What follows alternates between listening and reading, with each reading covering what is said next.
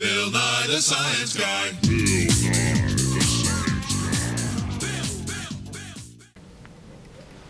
Welcome to a special segment of Ben Keefe the Science Geek.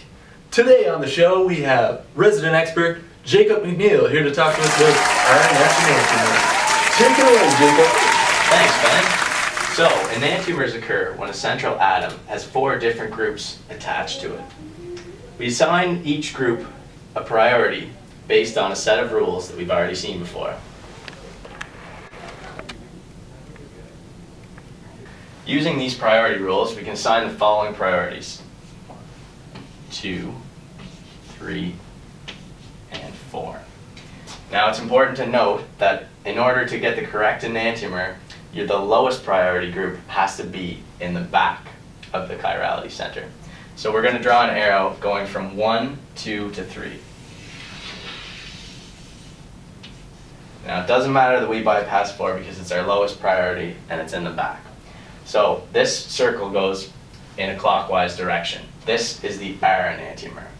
Now over here we have 1, 2, 3, 4. Now this circle goes in a counterclockwise direction, and that is the S enantiomer.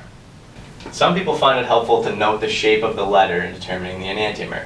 When you're writing an R, it requires you to make a clockwise turn. This is the same as the R enantiomer. For an S, it requires you to make a counterclockwise turn, and this is the same as the S enantiomer. Now we run into some issues when our lowest priority group is not in the back of the molecule. Okay, so now we can see that our molecule has changed a little bit. So instead of having chlorine in the front and hydrogen in the back, we now have hydrogen in the front and chlorine in the back. Our priorities still remain the same. So if we were to carry on like this was a regular one with our lowest priority in the back, our arrow would go from 1 to 2 to 3. Now this is clockwise, so we would term this R. But since our priority number 4 is in the front, is it going to be R or is it different? Now the same thing goes for the one over here. We've switched the H to the front and the chlorine to the back. So this one will result in a counterclockwise arrow, or an S enantiomer. But now, because the 4 is in the front, these are actually the incorrect enantiomers. So it's actually S and R. Now you can do this where you switch the enantiomer if you realize that the priority groups are not oriented correctly. But there's an easier, more visual way to do this, and that is with molecular models. And as you can see here, we've now got a model of our molecule that was on the right-hand side of our board.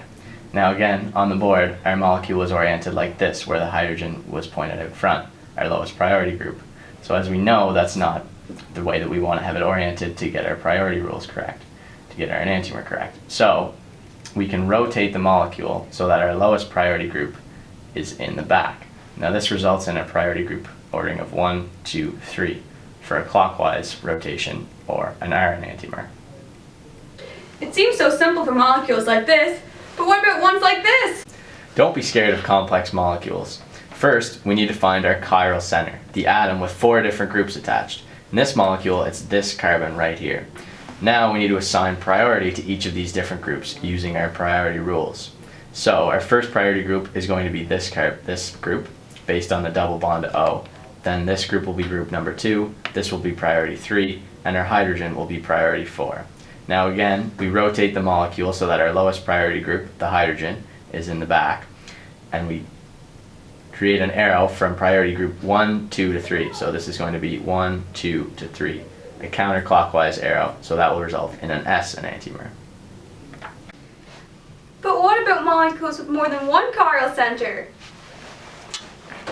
That question and more will be answered next week on Ben Keefe the Science Geek. Bill Nye the Science Guy. Some people